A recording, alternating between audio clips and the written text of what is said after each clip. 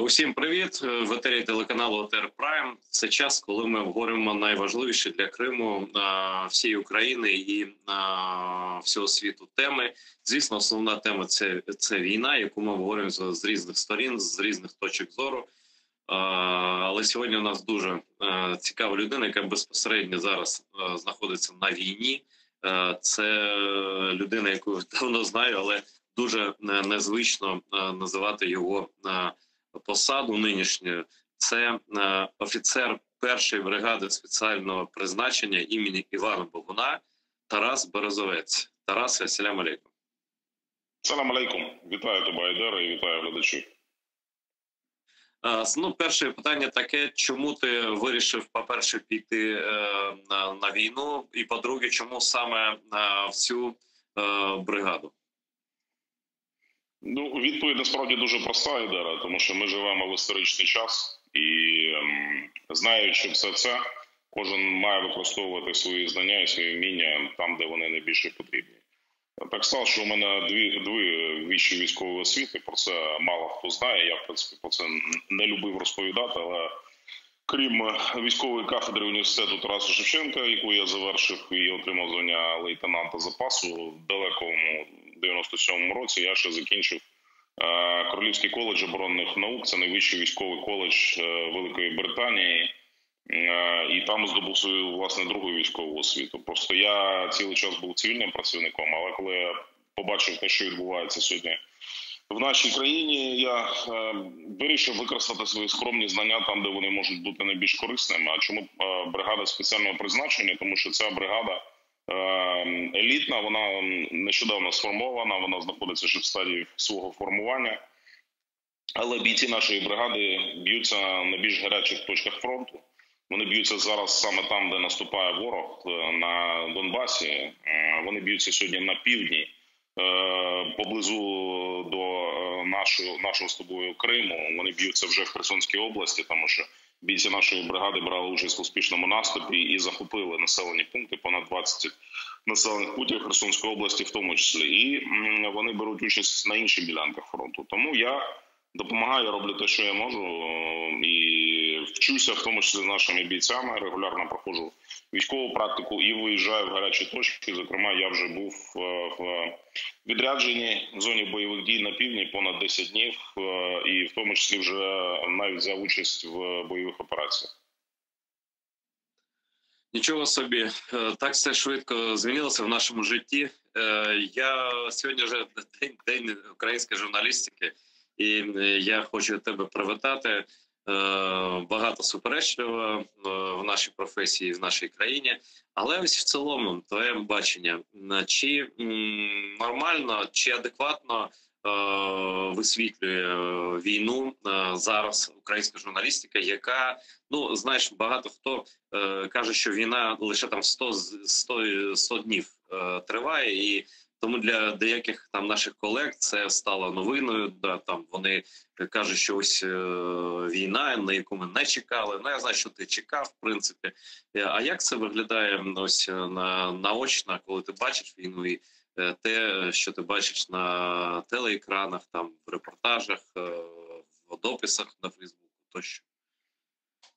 Ти знаєш, я тобі розкрию, можливо, страшну таємницю. Я не бачу висвітлення війни в засобах масової інформації з однієї банальної причини. Ні у мене, ні у моїх побратимів насправді немає часу дивитися телевізійні програми. По-перше, немає де, у нас тут немає телебачення, в принципі, як такого.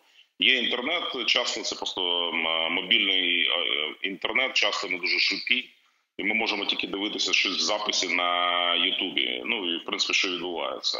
Бійці в основному дивляться, чесно, в ті хвилини, коли в них є час для відпочинку, а цього часу не дуже багато, вони дивляться або якісь художні фільми за різним смаком. У нас різні бійці. В нашій бригаді б'ються бійці понад ніж 15 національностей. Можна сказати, що ми такий собі інтернаціональний легіон, тому що крім українських, у нас поряд з нашими бійцями не окремі підрозділи, а прямо серед наших бійців б'ються представники інших країн. Великої Британії, Сполучених Штатів, Японії навіть є, у нас є декілька японців, Грузії, Чехії, Словаччини, країн Балтії і такі екзотичні країни, там Австралія, наприклад, і інші. І от ці бійці б'ються поряд з нами. І багатьох з них я маю честь знати особисто, в тому числі. От тому дивляться за своїм смаком. Хтось дивиться якихось блогерів, там, скажімо, там більш-менш популярних чи не дуже популярних. Але новини там чи тим паче якісь ток-шоу політичні, чесно кажучи, цього ніхто не дивиться. Що стосується висвітлення, ну на свій, скажімо так, розсуд, знову ж таки, не маючи зараз достатньо часу для повноцінного моніторингу, як це я звик робити раніше, коли ще був журналістом. Чесно кажучи, маю сказати, незадовільно. Я, ти знаєш, більше сьогодні читаю все ж таки або телеграм-канали, або західну пресу. В першу чергу, тому що я просто підписаний на англомовні видання, найбільше американські, британські, в першу чергу. І читаю їх, тому що там все-таки висвітлення зрозуміло, там йдеться конкретні кількість техніки, яка в Україні передається, політичні рішення, які впливають на нашу з тобою ситуацію, позиції тих чи інших політиків, відповіді на питання, наприклад, чому уряд Німеччини затягує надання Україні зброї, які є проблеми зараз всередині США з підтримкою України, а вони є, треба визнати, що буде далі вже на протягом місяців. Тому я як аналітик більше дивлюся. А що стосується нашої журналістики вітчизняної, ну, на жаль, я маю сказати, що війна все розставляє по своїх місцях. Знаєте, у нас військові середовища, знаєш, як кажуть, що війна виявляє справжню сутність людини, її, так скажемо, нутро. І тут його вже сховати неможливо ні за піаром, ні за красивими картинками і фотографіями. І все видно як на долоні. І, на жаль, ми не маємо сьогодні повноцінної військової журналістики, маємо тільки окремих там журналістів військових, але яких дуже мало, які фахово цю тему висвітлюють. Але в цілому висвітлення того, що відбувається, воно далеке від реальності. Я маю сказати, що це одна з причин, чому військові і не дивляться телебачення, нічого не читають. Бо вони дуже зляться, плюються. Ну, знаєш, одна картинка, коли ти сидиш в окопі, чи коли ти сидиш в військовій частині, а інша річ, що тобі показують з телевізора. І люди від цього дуже нервують, і тому не дивляться. Цікаво. Скажи, будь ласка, а ти взагалі залишаєшся в професії журналістській, чи ти повністю переключився на військову діяльність зараз? Ну, я маю сказати, що я не можу сказати, що я зараз займаюся журналістською діяльністю з багатьох причин, тому що для цього просто повноцінно немає часу.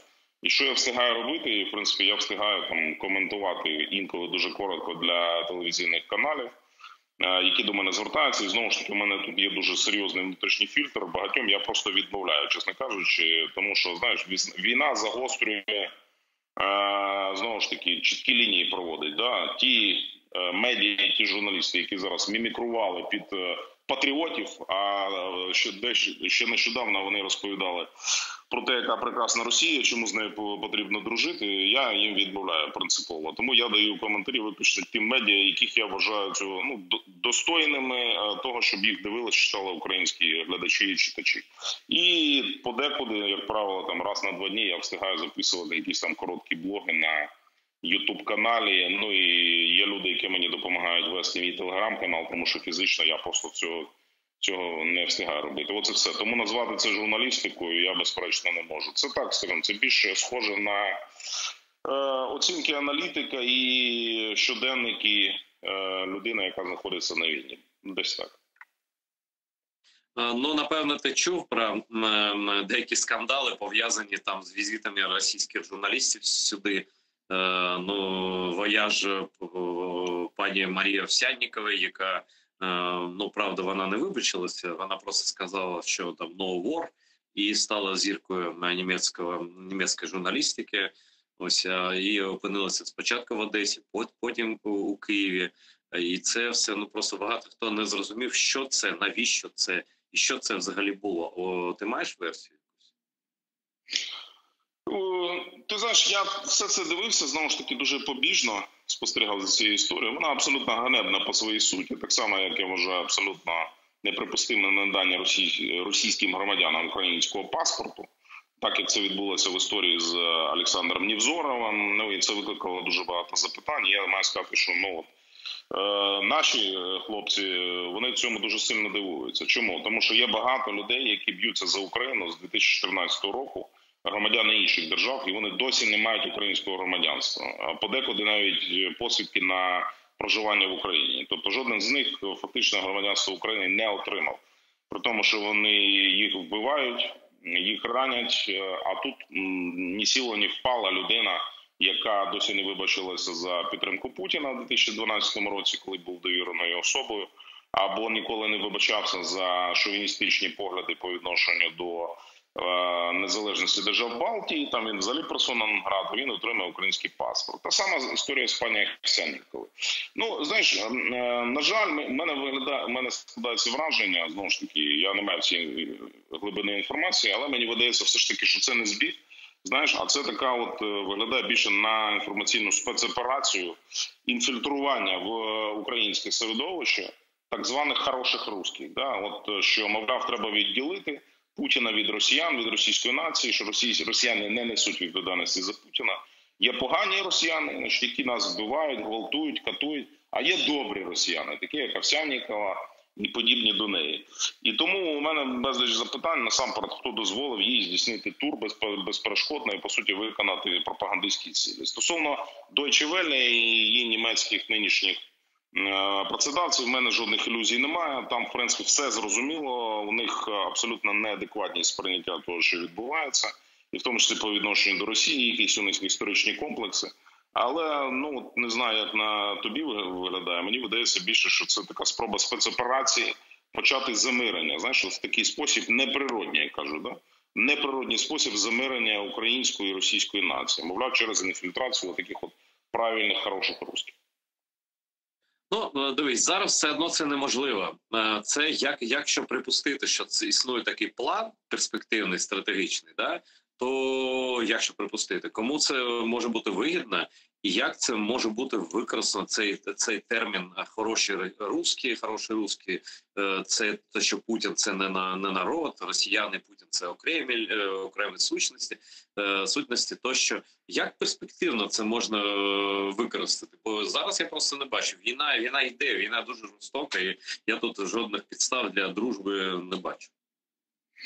Ну, слухай, використати це можна дуже багато різних історій. Я все ж таки аналітик, знаєш, я встиг дивитись на ситуацію в перспективі. І я розумію, що якщо зараз вже, коли триває війна, робляться спроби привезення цих людей, робити такі чоси, знаєш, таке слово російською, чос такий, от естрадний, а це такі чоси. Вона приїжджає з лекціями, ну от перший раз буде несприйняття, буде опір, да, десь будуть прокляття. Окей, потім робимо другий заход, привозимо ще когось, ну, умовно, там, Шендеровича привозимо. Шендеровичу знову там прилітає, ага, знову не йшло. Потім привеземо Бикова, да, значить, цього там, поета. Потім за Биковим привеземо, там, не знаю, Андрія Макаревича, кого завгодно. Я не про прізвище, це просто я так от кажу навскидку. Питання тільки в тому, що чому це потрібно. По-перше, це потім полегшить зняття санкцій з Росії і її громадян, тому що скажуть, ну, мовляв, що режим Путіна, значить, вже програв, він в ізоляції, але чому мають страждати прості росіяни? Тим більше, що ми це бачимо, ну, вони ж страждають, там, вони виступають проти Путіна, давайте будемо знімати. І не вибірково, давайте от почнемо обмежувати санкції стосовно російських громадян, дозволимо їм отримувати візи, їздити в Росію, там, не знаю, відкривати банківські рахунки, те, що вони зараз не можуть. Потім друга хвиля – це персональні, да, от такі кампанії, точечні. От, наприклад, Кирил Серебренников, який сам був політичним в'язнем Кремля, несподівано приїжджає на Каннський фестиваль і каже, давайте знімемо санкції, бо всі погані, а от Роман Абрамович хороший. І по Роману Абрамовичу ми ж розуміємо, що він витрачає мільярди зараз, мільярди фунтів для того, щоб відмитися. Він це намагався робити, в тому числі і через українських представників, на жаль, коли просили, значить, з нього знімати санкції і подібне. Тобто, а слідом за Абрамовичем, якщо все це спрацює, почне працювати там якийсь там Авен, Фрідман, розумієш, і прочі, які теж почнуть казати, що вдалося у Абрамовича зняти санкції, давайте з мене знімемо. Дерипаски там і далі пішло за списком. Тому ця історія, вона дуже небезпечна по суті своїй. І ще одна ключова причина – це наратив, який нав'язується. Тобто, от якщо у німецької нації було покаяння, по суті, за нацистські злочини, вони все через все це проходили, і вони розкаялися значною мірою, була денацифікація, тут це буде в іншому порядку, що денацифікацію в Росії проводити не треба, бо нація ж не винна. Винний Путін і його оточення, оці поціпаки. А русський народ глибинний в своїй Он же ж був проти війни. І тому яка денацифікація? Ну, зняли там Путіна, там, коли все це бахне, знаєш, там, вибач, там, когось вб'ють, когось з них стратять, ну, от когось отруять, значить, ну, там, приберуть верхівку цієї путінської. А народ не треба трогати. Тобто, давайте знову дружити з російським народом, знімаємо санкції, понеслась. От як це може розвернутися, ця історія. Тарасе, але ось чому ти думаєш, так вдається декільком там деяким діячам імітувати штучну реальність? Ну просто ми ж бачимо суто математично, да, що людей публічно, які виступають проти війни, їх просто на руках, може на двох парах рук можна перерахувати, так? І народ в Росії мовчить, немає протестів, ну крім поодиноких, дуже поодиноких. І, тобто, математично це виглядає як 0,00 там 0,01% там і проти там 99,999, так? Чому хтось на Заході вірить про всю цю легенду про те, що народ проти, а Путін примушує? Хоча ми бачимо, що майже всі солдати так звані терористичної армії, вони добровольці. Вони воюють за гроші, вони вбивають, гвалтують, грабують за гроші, і там майже немає призовників. Так чому цю легенду про те, що росіяни там проти, вдається, і в яких країнах це працює? Ну, крім, може, Німеччини, там більш-менш зрозуміло все. Причин цьому декілька. Причина перша. На Заході дуже багато, ми ж переоцінюємо. Ми думаємо, що якщо це Захід, західні цінності, вони там всі розумні. Якщо вони багаті, значить вони розумні. По-перше, є безліч useful idiots, корисних ідіотів. І давайте згадаємо, як свого часу їх використав Адольф Гітлер. І давайте згадаємо за великим рахунком, що дядя нинішньої королеви Великої Британії Єлизавети був взагалі переконаним ледь не нацистом. Своєю дружиною, американкою, приїжджав і на шпальтах провідних світових видань розповідав, яке класне життя в нацистській Німеччині. І безліч інших діячів мистецтва з інших країн приїжджали. Скільки таких діячів, давай згадаємо, славили режим Сталіна, які приїжджали. Значить, ці всі зірки, Нобелівські лауреати з Франції, Сполучених Штатів, значить, з інших країн, які приїжджали, розповідали, який прекрасний товариш Сталін, що немає ніякого голодомору, що все це вигадки буржуазної преси. Все це прекрасно. Тільки коли потім сталася Друга світова війна, вони кудись поділися, да, і, значить, забули про петляля. Друга історія – це люди, які є відвертими колаборантами, агентами Путіна, і західна еліта, особливо французька, особливо німецька, італійська, угорська, просякнута цими агентами. Вони в буквальному сенсі, знаєш, ну там ледь не через одного. І воно вилазить і вилазить, вилазить і вилазить. І тому у них кругова порука, бо вони розуміють, що якщо зараз починати розкручувати всі ці діла по Путіну і наполягати, рано чи пізно проти них діючих політиків, депутатів Бундестагів, національних зборів почне вилізати компромат. Вони цього панічно бояться. І тому вони будуть гальмувати все це. А що ж, який ж у них може бути аргумент? Аргумент дуже простий. Давайте не карати країну, не карати громадян. Вони ж не винні. Винен Путін і його оточення. Тобто політики і військові злочинці. Давайте їх розділимо. Але вибачте мені, нас це не влаштовує. Я і мільйони інших українців, я переконаний, хочу, щоб страждала не тільки Путін і його оточення, щоб страждали ці громадяни Росії, які обирали неодноразово цього політичного злочинця на посаду президента. Щоб не казали про сфальсифіковані вибори, вони реально за нього голосували. Так, цифри були там перекручені в тій же Чечні, Дагестані, коли він там по 99% отримав. Але тим не менше, були ж реально, де ті мільйони людей, пам'ятаєш вислів, якщо все це було не так, то де ці мільйони громадян, які написали всі ці доноси? І вони є, вони існують. І вони хочуть пропетляти ці історії. Уже підтримуючи його неодноразово, голосуючи за нього. Зараз вони хочуть, щоб вся ця історія для них минулася нічим.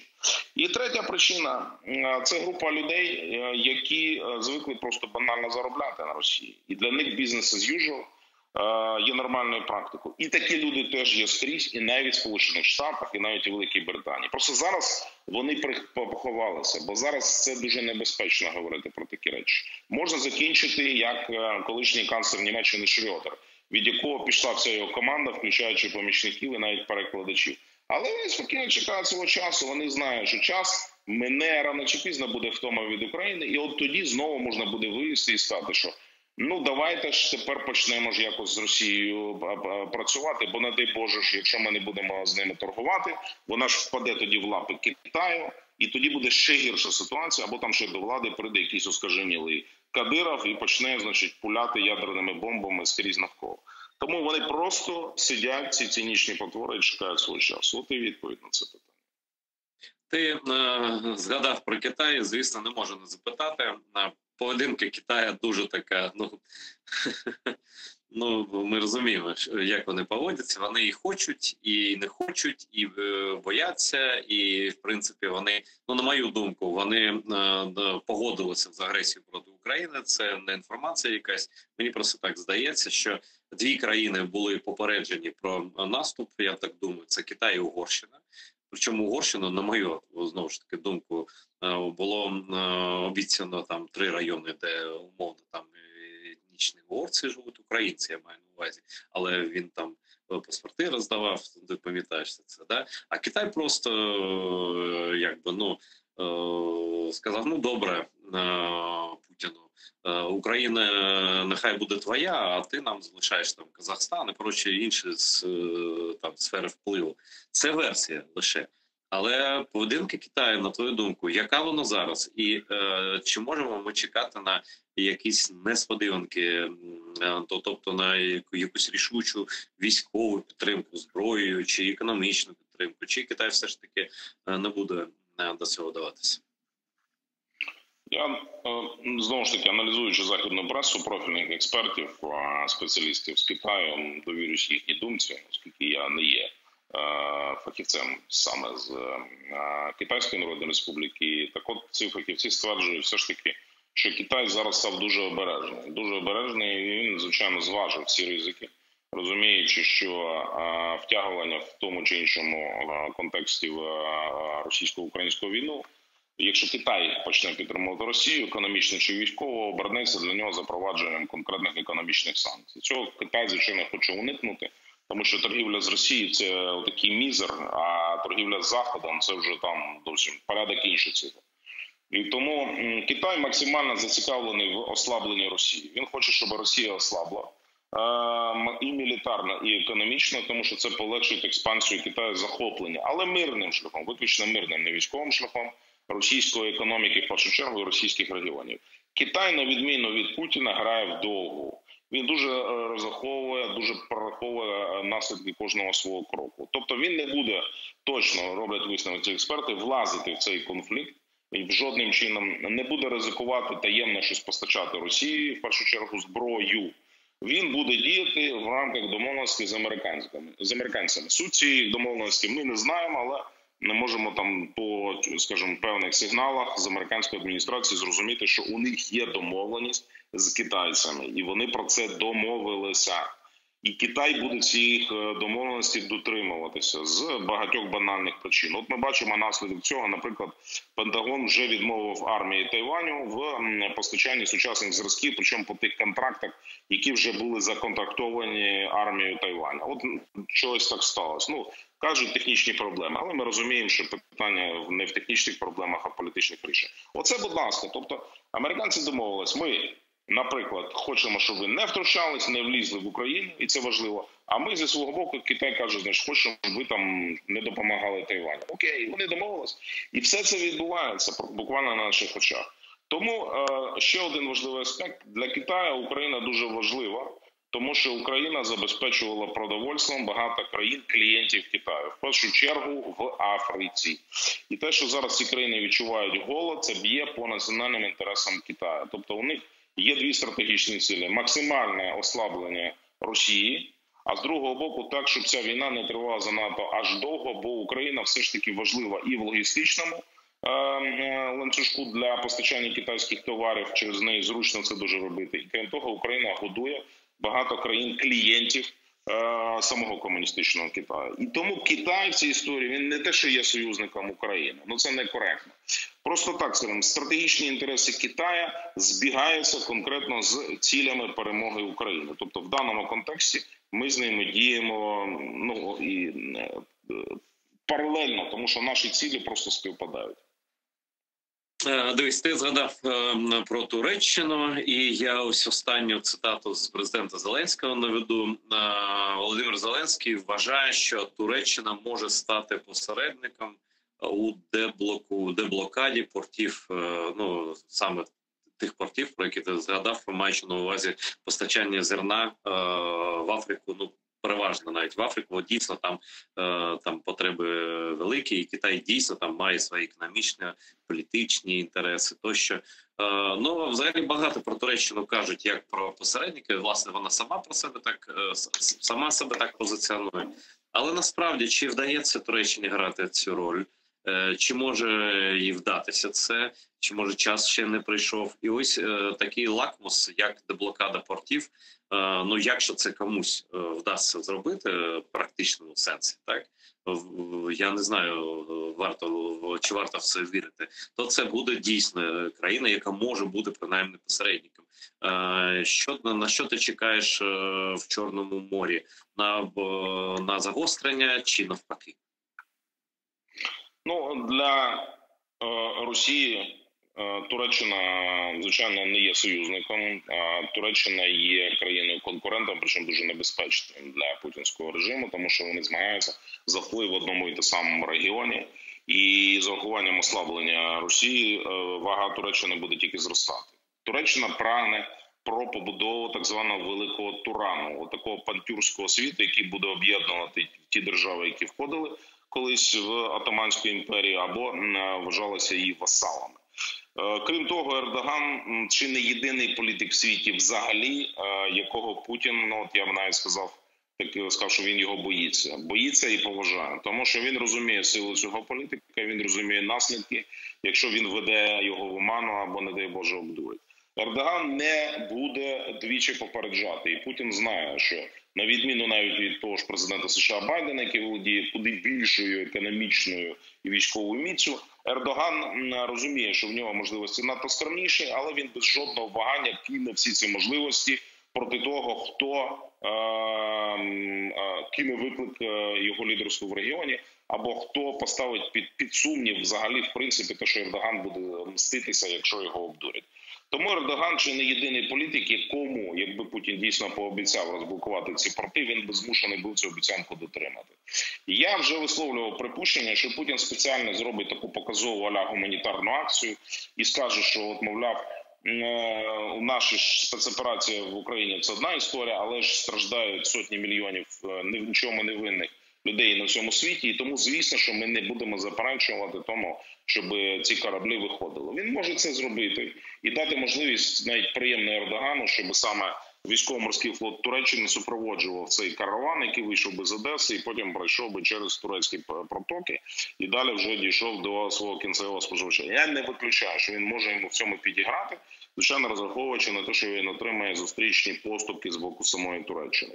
Ердогану це було б вигідно, Україні це було б до певної міри теж вигідно, тому що ми б заробили в бюджет важливі надходження, мільярди доларів від цього. Але для нас це нічого, по суті, не вирішує. Для Путіна це може бути тільки одноразова акція. Він здатний грати на такий пропагандистський ефект, а довгостроково, звісно, що розблоковувати ці порти він не хоче. І тому єдине, що може відбутися в цьому зв'язку, хто може реально цьому сприяти і розблокувати, тільки Збройні сили України. Тільки вони здатні внаслідок контрнаступу звільнити наші окуповані території на півдні, викинути Росію не тільки з Херсонської області, але й з Донецької, Луганської, і навіть викинути їх з окупованого Криму. От в цьому контексті Туреччина, звичайно, буде союзником України, розуміючи, що тим не менше у них все одно свій стратегічний інтерес. І Ердоган, в першу чергу, не стільки допомагає нам, скільки він вирішує свої власні завдання, які, до речі, збігаються з китайським. Максимальне ослаблення Росії в регіоні. Коли Росія заслабне достатньо, Туреччина зможе посилити свій вплив на Кавказі. І тут уже не обмежиться тільки лише Грузією і Азербайджаном, зонами їх стратегічних інтересів, але і навіть Вірменія потрапляє в цю зону, і навіть нинішні російські регіони – Дагестан, Північна Осетія, Чечня і інші. Тому Ердогану дуже вигідно, щоб Путін максимально заслаб в результаті цієї війни. щось я думаю, що виглядає дуже сумнівним подарунком Дагестан, наприклад. Так? І, взагалі, знаєш, коли я дивлюся на ці кадри полонених там чи десь там в інтернеті, вони викладають, я маю на увазі варварів з російських так званої терористичної армії, там дуже багато не росіян етнічних. Там буряти, там інші люди, там дагестанці, що взагалі дивно, бо інша віра, бо багато історичних негативних, скажімо так, м'яко кажуть, стосунків з Росією. Скажи ось на твою думку аналітичну, як Путіну вдалося сформувати такий, як би сказав, інклюзивний рейх, такий інклюзивний фашизм, де будь-яка людина, яку називають чорним, там, чуркою, узкоглазим, як вони люблять, бо я знаю, це з дитинства чув там, коли жив, як вони налаштовують цих людей, мотивують, налаштовують цих людей так, що вони готові вбивати українців, яких ніколи не бачили, на користь росіянам, яких добре знаю і з найкращої сторони, скажімо. Для цього, щоб дати відповідь повноцінно, очевидно, треба мати досвід життя в Російській імперії. Я там ніколи не жив, на щастя, тому всіх аспектів не знаю. Але, на мій погляд, відповідь так само. Як це вдавалося, наприклад, використовувати російським царям після поневолення кривавого регіонів Кавказу, після війн, які вони вели десятиліттями проти Шаміля на території Афганістану, Чечні, чи Сталіну, який придушував, знищував їхню еліту, але тим не менше вони билися за нього на полях Другої світової війни і навіть раніше, там в радянсько-фінській війні, брали участь в каральних операціях. Тобто тут є кілька складових. Перша складова – це економічна, тому що вони беруть військовослужбовців з найбільш депресивних регіонів, і участь в контракт з Збройними силами чи не єдина взагалі можливість вирватися зі злиднів. Це депресивні регіони. І для них контракт з російською армією є способом вибитися в люди. Друга причина – це можливості, які існували за часів і царя, і Сталіна, і зараз Путіна. Це можливість брати участь в злочинах. Злочинах, мародерстві, грабуванні, зґвалтуваннях і те подібне. Те, що це заохочується. Дивись, це ж ніколи не каралось. Російська армія, радянська Червона армія здійснила тільки на території Німеччини, підтверджено нинішніми західними істориками. Ентоні Бівер за це, зокрема, писав, книга взагалі заборонена в Росії, що було зґвалтовано понад 2,5 мільйони німкень. Це те, що було тільки підтверджено. Тобто це 2,5 мільйони були зґвалтовані, і частина з них була вбита по звірячому. Причому гвалтували від дітей, там 5-річних, і до 90-річних німкень. Те, що зараз відбувалося в Україні, абсолютно те саме. І нікого не покарали. Там були одиничні випадки там цього. А зараз в російській армії що робить Путін? 64-й бригаді, яка чинила ці вбивства масові, сексуальні злочини і тортури, він дає їй звання гвардійського, тобто заохочує. Тобто можливість, і ми ж бачимо, дивись, величезна кількість тих, хто підписався на контракт, мають кримінальне минуле. Сиділи по різних статтях. В тому числі по сексуальних злочинах, по вбивствах, там, фізичному насиллю і подібному. І третя причина, він не використовує ні жителів ні Москви, ні інших великих мегаполісів, а дає можливість і каже, це ваш шанс, по суті, не просто вибитися в люди, але й довести всім цим багатіям, цим заживаним москвичам, петербуржцям і іншим, що ви теж цього чогось вартуєте в цьому житті. І тому це психологія, тобто вони дуже чітко прораховують психологію, економічні мотиви, скажімо так, мотиви психологічні, і все це складається от в такий єдиний клубок, і тому вони беруть участь в цій війні, і тому вони так охоче беруть участь в цих військових злочинах. Я хочу запитати, повернутися до зовнішньої політики, запитати про цей скасований невдалий візит Лаврова в Белград до Сербії. Сербія – одна з небагатьох, прямо скажемо, країн Європи, крім Угорщини, лише Сербія, здається, так відверто, майже підтримує Росію обережно, звісно, але підтримує, тобто добру волю свою показує росіянам. Ось вони запросили Лаврова до себе, але щось пішло не так. А що сталося, на твою думку? І це, росіяни дуже-дуже злі. І чим це, яке продовження може мати цей скандал? І чому так сталося? Просто твоя аналітика мені цікава. Чому сталася дуже проста відповідь? Тому що зараз Росія опинилася без союзників, і загравання влади Сербії зараз з росіянами, яке знову ж таки має абсолютно не культурний контекст, а чисто економічний. Можливість по-дешевому зробити баблішка на купівлю російських енергоресурсів. Це те, що зараз робить Китай, те, що зараз робить Індія. Чи стали Індія і Китай від цього більше любити Росію? Ні, вони навпаки зневажають ще більше. Бо вони бачать, що Росія зараз опинилася, по суті, в безвихідному становищі, глухого кута, і вона охоче задешево, з демпінгом продає свої енергоресурси. Чи вони будуть її за це більше любити? Ну, абсолютно ні. Те саме і Сербія, те саме Угорщина. Вони розуміють всі ці проблеми і тому користаються. Але ми розуміємо, що в нинішньому Європейському Союзі і взагалі в Європі будь-які спроби погратися з Путіним, на цьому нагріти руки, вони абсолютно приречені. Коли навіть такі проросійські держави, навіть як Болгарія, пов'язані історичними зв'язками, і про те, що росіяни про них розказують, значить, що там є така у них любов, просто абсолютно непідробна, абсолютно щира до Росії, вони досі пам'ятають, яких росіяни звільняли.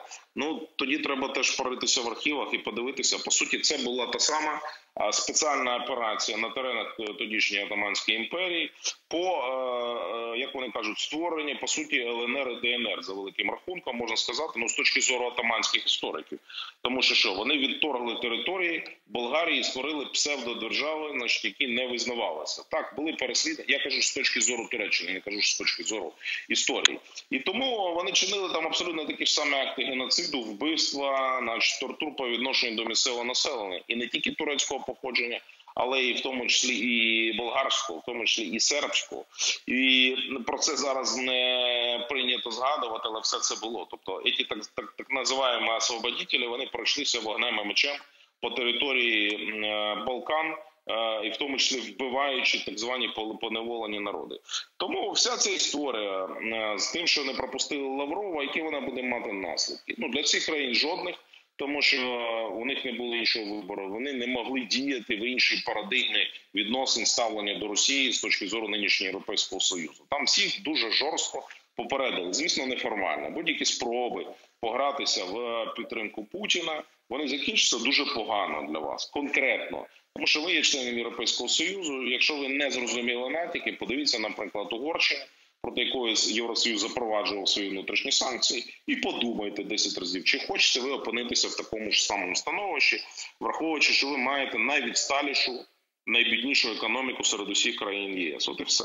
А в самій Сербії, ну, зрозуміло, що, на жаль, там профашистських, пронацистських елементів більше відсотковому значенні, ніж будь-де. Вони є в Сербії, їх там історично багато. Але ж, знову ж таки, пов'язано з тим, що Сербія – це Росія в мініатюрі. Вона програла, по суті, свою війну, програла з сусідньою Україною, Балканською, я маю на увазі Хорватію, а також іншими пост-югославськими республіками. І тому Сербія, вона себе відчуває як Росія, що вона втратила свою Україну, Хорватію, вона, значить, там втратила свою Балтію, Словенію, вона втратила, там, умовно кажучи, свій Казахстан, це Боснія і Герцеговина, і тому вона всіх ненавидить. Оце Сербія, вона ненавидить всіх. А що росіяни люблять сусідні народи? Вони так само ненавидять.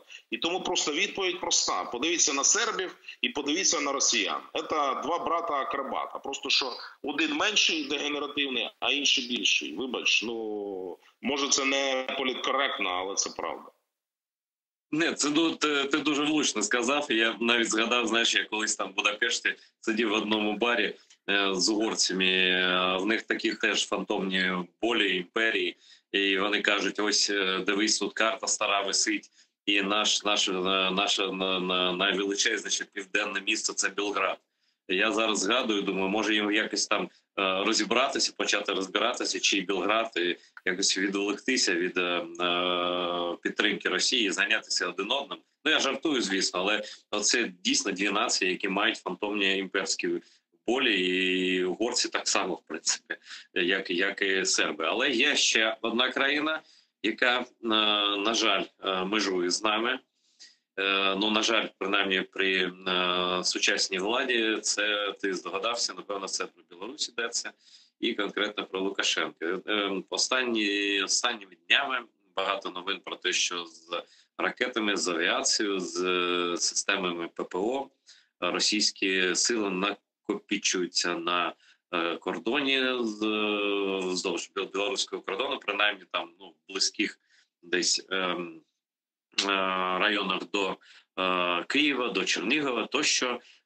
І тут знову ж таки був злив «Медузи», що новий наступ на Київ готується десь тиждень тому. Ось президент Зеленський щойно заявив, що поки що українські аналітики не бачать реальних ризиків повторного вторгнення в Україну з території Білорусі. Ми готуємося до всіх ризиків вторгнення, але поки що наші аналітики, експерти не бачать реальних ризиків повторного вторгнення з Білорусі, сказав президент Зеленський. Це кінець цитати. Як ти думаєш, твоя думка? Я думаю так, що відповідь дуже проста. Якби Лукашенко міг напасти на Україну, він би вже це зробив. Це не означає, що він цього не зробить в майбутньому. Аж ніяк. Тому що Білорусь не є незалежною державою. Білорусь сьогодні абсолютно є суб'єктом Федерації Російської. І це формально називається Республіка Білорусь, так само, як і Республіка Татарстан, Республіка Башкортостан в складі Російської Федерації. Чи є у них своя незалежна зовнішня політика, чи політика в сфері оборони? Аж ніяк. Чи мають вони можливість відмовитися, наприклад, від участі в спецоперації в Україні? Ну, не мають, тому що вони є суб'єкти Російської Федерації. Те саме питання абсолютно по Лукашенку. Чи може Лукашенко проводити свою незалежну політику в сфері зовнішньої політики, в сфері оборони? Не може. Немає вже цієї політики, тому що немає Республіки Білорусь. Є це утворення з недодиктатором на чолі, якого ніхто не визнає в світі, крім Путіна, і там пари маргіналів, держав парі, ніхто їх не визнає. І тому єдина причина, чому Лукашенко досі не взяв участь в цій війні, тому що він політична тварина з дуже гострим відчуттям і бажанням виживати. Він це робить протягом вже майже 30 років. Він чемпіон з виживання. Його можна назвати, що він там кривавий вбивця, що він тиран, що завгодно, що він поганий керівник, що завгодно. Але треба сказати, що це чемпіон з виживання, з інстинктом набагато сильнішим навіть, ніж у Путіна. І тому Лукашенко розуміє для себе всі катастрофічні наслідки початку цієї війни. Він розуміє, що всі його бригади, які є в його підпорядкуванні, одномоментно вийдуть з підпорядкування. І або просто масово будуть здаватися, переходити на бік Збройних сил України, а в подальшому частина з них ще візьме участь в війні проти росіян, тому що вони запишуться в легіони і цілими складами бригад просто будуть воювати в складі ЗСУ вже проти росіян, і проти нього в тому числі. Або в гіршому випадку вони ще й повернуть назад і можуть обернути зброю проти власних командирів, а там ще не йде Боже, ще й підуть і на міць. І тому він робить все можливе і неможливе, щоб цього не сталося. Звісно, що якщо Путін вже зовсім його прикрутить гайки, в нього не буде вибору, під загрозою політичного знищення, він може такий наказ віддати. Тобто, чи я виключаю, що він не буде наступати на Україну? Ні, я вважаю, що ці шанси є, і вони досі зберігаються. Просто вони є достатньо невеликими, давайте будемо казати абсолютно собі відверто.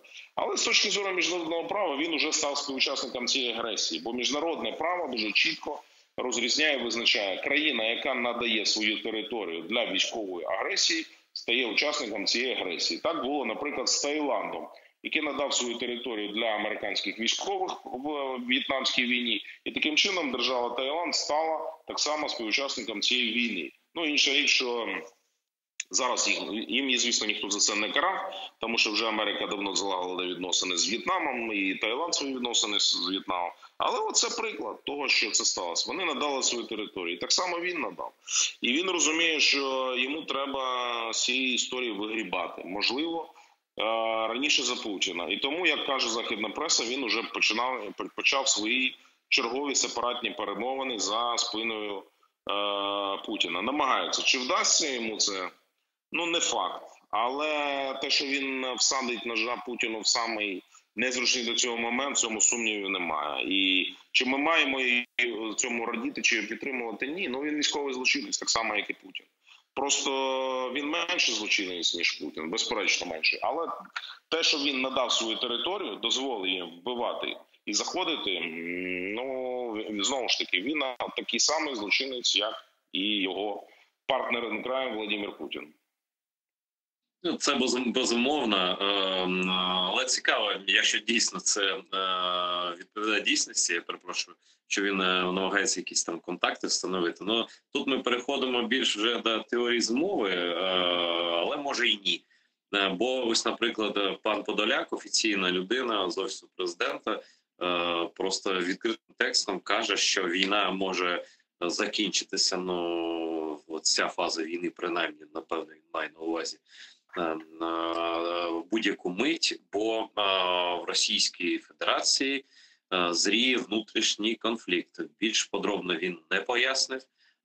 Я, чесно кажучи, не дуже бачу, хто там може конкурувати з Путіним, але я бачу не все. Що ти думаєш з цього приводу? Якщо Лукашенко може там якось намагатися інтригувати, може там і на Росії є якісь кандидати в зрадників, там в перестройщики, я не знаю. Я маю сказати, що поки що я не бачу жодних ознак підготовки заколоту чи усунення Путіна від влади. Треба дивитися речі і називати їх, скажімо так, об'єктивно. Немає сьогодні зараз підстав вважати, що там відбудеться зміна режиму. Путін достатньо міцно тримає керівництво. Інша річ, що все настільки зав'язано на ньому, що в випадку, якщо з ним станеться якийсь форс-мажор, ну кожна людина смертна. Тим більше він справді, як ми розуміємо зараз, він справді перехворів на рак. І в нього достатньо серйозні проблеми з здоров'ям, аж можливо до хвороби Паркінсона, яка не лікується, і вона тільки буде погіршуватися. Тому в подальшому, що може знищити Путіна? Тільки чітка, зрозуміла військова поразка в війні в Україні. Для такого тоталітарного суспільства, як російське, можна робити що завгодно. Вбивати своїх опонентів, можна зменшувати рівень життя, можна не виконувати своїх обіцянок, що хочеш можеш робити, але ти не можеш бути слабким. Поки ти залишаєшся альфа-самцем, ти залишаєшся при владі. Як тільки Акела промахнувся, як тільки він програв, на цьому кінець історії. Вся ця історія має дуже чітку конотацію, наприклад, з тим, як відбувалася втрата влади в інших авторитарних державах, зокрема, наприклад, в тій самій Аргентині. Після того, коли аргентинська хунта програла Фолклендську війну або Мальвінську війну, як її називали, вона втратила сама себе. Тобто вона стала токсичною, да? Вона стала кульгавою качкою. Тому Путін не може собі дозволити тільки одного – програти цю війну. І от якщо це станеться, а це рано чи пізно станеться, от тоді справді виникнуть передумови для його усунення, в тому числі і фізичного знищення. Поки цієї поразки ми не забезпечили для Росії, от він буде триматися. І я не бачу, тому ж таки, підстав для серйозного побоювання Путіна, що його може хтось змістити чи прибрати. Ну і нема кому кидати виклик, треба сказати. Як товариш Сталін, Сталін себе окружив повними бездарностями. Давай згадаємо Будьонний, Ворошилов, абсолютні бездарі, ні в чому вони були абсолютно неталановиті. Товариш Ягода, Берія і інші. Крім того, як здавати один одного і займатися масовими репресіями, це були абсолютно бездарні особистості. Ну давай згадаємо навіть такі от карикатурні постаті, як той же самий товариш Калінін або Молотов. Да? Ну це ж просто пародія не те, що на державних діячів, але навіть на людей. І те саме з Путіним. Тобто він оточив себе абсолютно карикатурними персонажами, в більшості своїй, такими як Шойгу, які ефективно вміють тільки одне – красти гроші російських платників податків. І слава Богу, за це Шойгу має бути нагороджений званням Героя України. За те, що він вкрав російський державний бюджет, розвалив російську армію, яка виявилася не готовою для війни проти України. Ну і зрештою, наприкінці програми, у мене до тебе прохання. У тебе є хвилина. Розкажи, будь ласка, ну ти ж теж, як і ми всі, хочеш повернутися до Криму, додому. Як це відбудеться на твоє відчуття? Хвилина, рівна, я перепрошую. Я думаю, що це відбудеться дуже просто. Коли путінський режим впаде, нікому буде захищати Крим, тобто формально війська там будуть, формально там буде достатньо серйозна сила військова, але нікому буде віддати наказ. І тоді в Києві, я сподіваюся, буде політична воля для того, щоб перетнути адмінмежу Автономної Республіки Крим. І я хочу бути в числі перших, хто заїде на українській бронетехніці на території Криму. І не буде ніякого спротиву, вони просто будуть здаватися, вони будуть виходити з своїх містечок, кидати зброю і тікати. Якщо до того часу Кримський міст ще буде стояти, буде страшна просто, знаєш, от евакуація. Вони будуть падати з моста, падати в море, гребти на значить, гумових човнах, на чому завгодно, на плотах будуть перепливати туди, на той берег, тікати всі, хто розуміє, що їх буде чекати тут покарання. От, а всі інші вивісять український прапор, і ми будемо заїжджати, ми будемо бати прапори, будуть висіти на кожному українському будинку, нас будуть вітати люди, які вчора бігали з портретами Леніна, Сталіна і Путіна, вони будуть вибігати з портретами Бандери, які у них там десь ретельно заховані. І тому ціну цим людям, цим зрадникам ти прекрасно знаєш. Вони всі будуть готові цілувати потім українську конституцію, значить, наші символи, і розповідати, як вони боролися за Україну в окупації. От так буде. Я зичу тебе бути на тому танку, на який будуть кидати там, я не знаю що. Будуть кидатися люди, які будуть зустрічати українську армію зі вдячністю, бо я, попри там... Такі теж будуть. Дякую.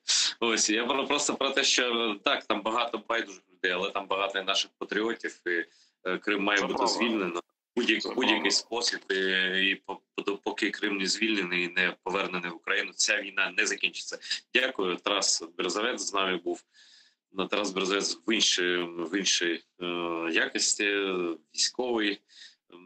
Дякую тобі за це рішення. До нових зустрічей. Я дуже вдячний глядачам нашим, які дивляться і підтримують телеканал АТR. Це важливо, особливо важливо в цей час, коли ми разом ведемо війну на різних фронтах, у тому числі на фронті медійному. До нових зустрічей.